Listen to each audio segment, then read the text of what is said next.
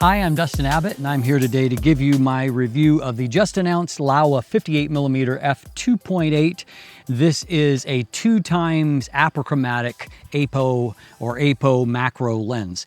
So this follows in a series of excellent apochromatic macro lenses that Laowa has been churning out that started with the 100mm f2.8 2x macro I reviewed a few years ago. They followed that up with a 65mm for APS-C, which is exceptional. And then earlier this year, I reviewed the very good 90mm that I ended up buying and selling my 100mm to buy, and it's an awesome lens. And now they followed it up with a little bit wider afocal length and this 58mm lens.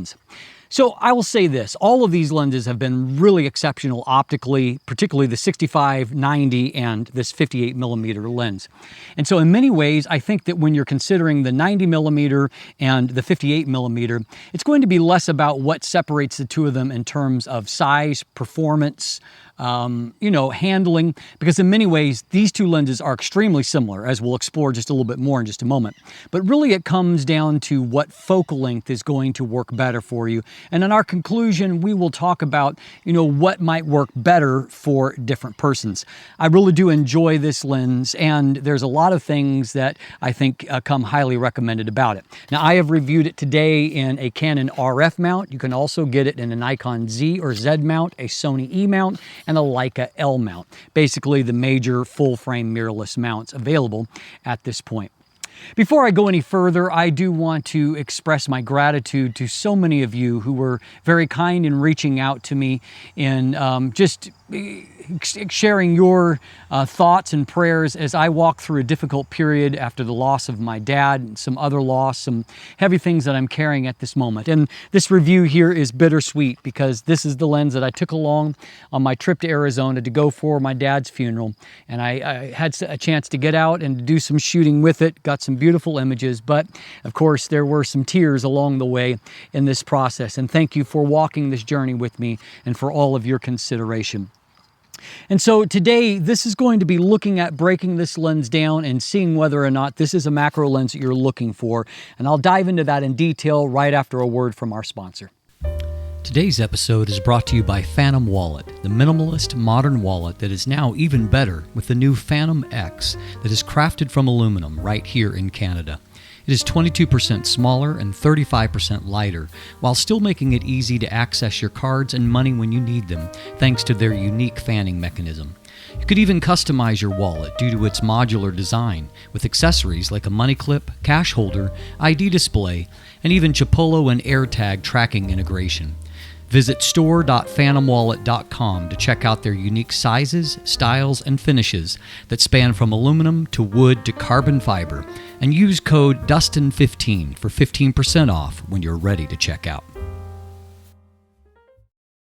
Now, I love this particular focal length, and as mentioned, I think it's a really versatile one. I actually own multiple macro lenses at this point, a 65mm Voigtlander, which many of you know is a lens that I love. I've got, as mentioned, the Laowa 90mm. Then I also have the IRIX 150mm. And so, 65mm, 90mm, and 150mm, all of them useful for different things. But the Voigtlander and also similarly the Zeiss macro planar 50mm f2 have always stood out to me for being lenses that are very versatile as kind of general purposes lenses that also happen to do macro. Though they don't do macro the way that this lens does macro. Both of those lenses are a 1 to 2 times or 0.50 times, so half life size.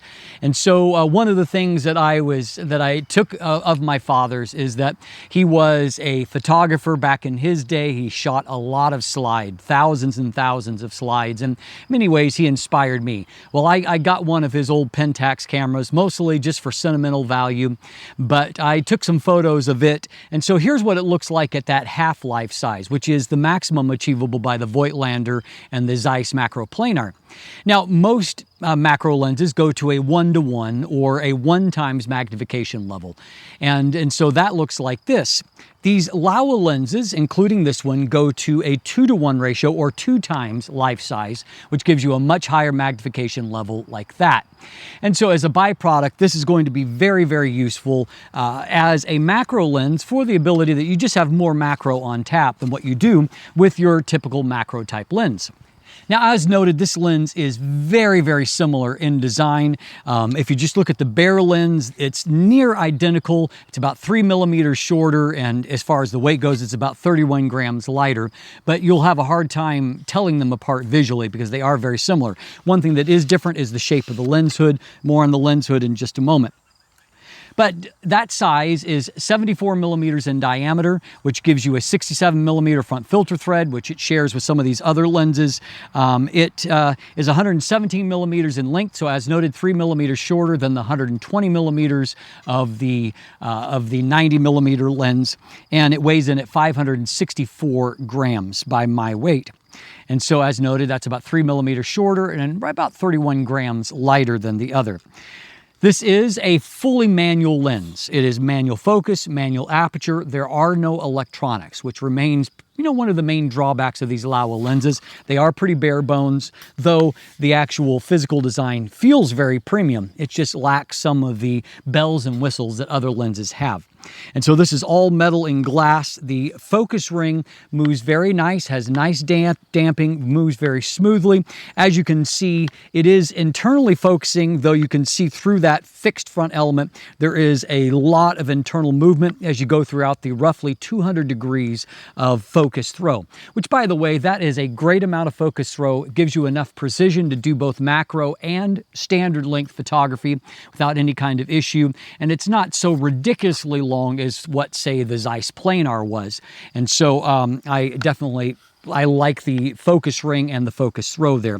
The manual aperture ring here has very light detents at the full stops, f2.8 through f22, though there's plenty of room to select a kind of in-between stops. And one thing that is very strong about this particular aperture iris is that it has 13 rounded blades, and as you can see, it does stay very round as you rack it down. And so that's going to help you to have nice symmetrical bokeh, even when the lens is stopped down. And by the way, that's one area where the straight blades of my Voigtlander 65 millimeter are not so great, and very quickly you see the blade shape, which you're not going to here. And so outside of that, there's not a lot to talk about except for the lens hood, which remains the weak link. Now, as you can see, it is more of a tulip-shaped lens hood as opposed to the deeper lens hood for either the 90 or 100 millimeter, but it feels very cheap and plasticky, which frankly doesn't seem to fit this otherwise very metal, very nice lens. But my biggest complaint with these Laowa lenses is that they don't bayonet on very well. And so it doesn't feel very precise. You're never quite sure, is it actually locked in place? Because neither does it lock very good, nor is there any kind of definite click when you get there. I also note that when I have the lens cap in place, it's even harder to put on. And so I just don't love the lens hood, and I really wish that's an area where they would improve upon in their overall design. What is here, however, is very nice, very functional, and I've owned a number of Laowa lenses at this point, and they have held up just fine for me in ongoing use. As far as the manual focus process goes, I mean, it has helped so much by the fact that we're using mirrorless bodies these days. And of course, I did my review on the EOS R5. So because there's no electronic communication, I did have to manually set the in-body image stabilization, but I was able to very easily get handheld macro with the excellent in-body image stabilization in this body. A lot of these modern cameras do have IBIS, which certainly helps out. But I did find that there was enough precision there that I was able to nail focus at a variety of focus distances, up to including portraits, where I had no problem in achieving accurate focus. Though, if you're going to, visually confirm, which I like to do, your portrait process does slow down, particularly in these days of IAF. But I think that the results that this lens can achieve are probably worth being a little bit more deliberate about it. Let's dive in, let's take a look together. So as pretty typical for macro lenses, there isn't much in terms of distortion here, very, very little distortion. And so that's obviously great. This does make it useful for, reproducing documents, for example, where we need to get a flat plane of focus and, no distortion. And so all of that is good. And you can see that there certainly is some vignette here in the corner. I've given you a manual correction here on the right side. And so as far as vignette distortion, I've done nothing. As far as vignette, I've added a 38 and then slid the midpoint over. And so really not a bad correction there at all, particularly for a lens that can, go to a 2:1 times the magnification. That's certainly a very, very mild amount of vignette and distortion. Now, a huge deal for doing macro is the fact that this is an apochromatic design, which means that there is very little longitudinal chromatic aberration. That's a big deal because at macro levels, depth of field is incredibly tiny, as you can see here. And as a byproduct, there's going to be a lot that is not in focus when shooting macro. And so a lot of opportunities to have, chromatic aberrations, fringing of various kinds. This is a lens, the front of a lens at 2:1 magnification. And so there's a lot of potential here in these various transitions of the places where it has been, stamped and painted in. With lenses that struggle, this is something that just destroys them. And so as you can see, it's passing this test with no problem at all.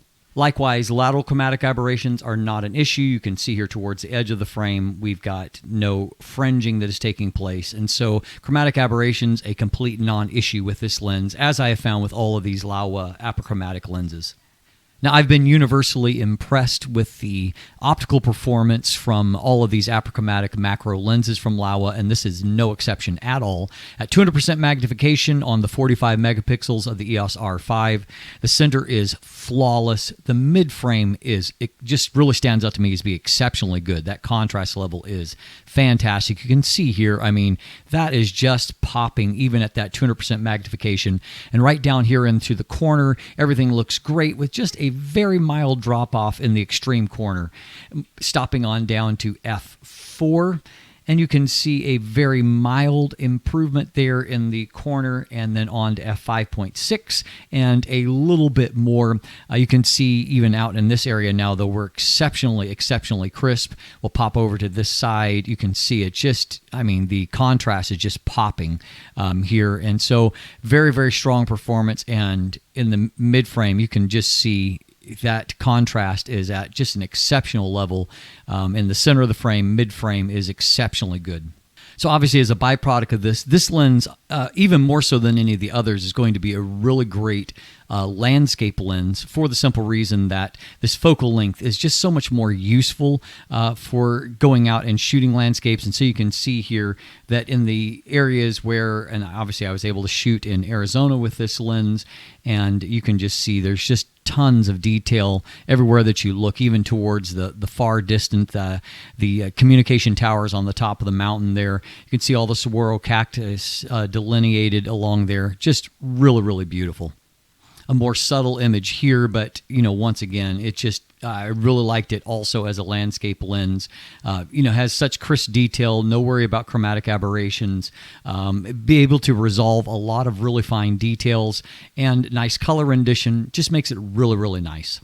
A final one here before we move on, another image that I just really love, great color rendition. And as you can see, if we pop in here to a pixel level, you can just see that the detail that is captured by the sensor is really exceptionally good.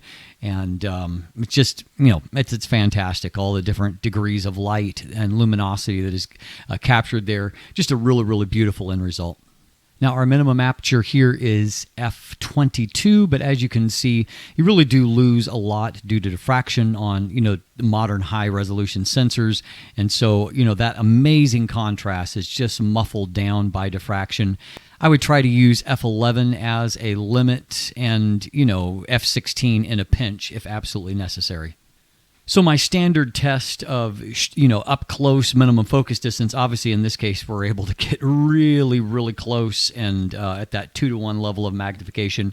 And so as a byproduct here, obviously great detail, a fairly flat plane of focus, but it not as flat maybe as either the 90 or the 100 millimeter, for the simple reason that at 58 millimeters, you're getting a little bit closer. And so you just, as a byproduct, you get a little less flat plane of focus.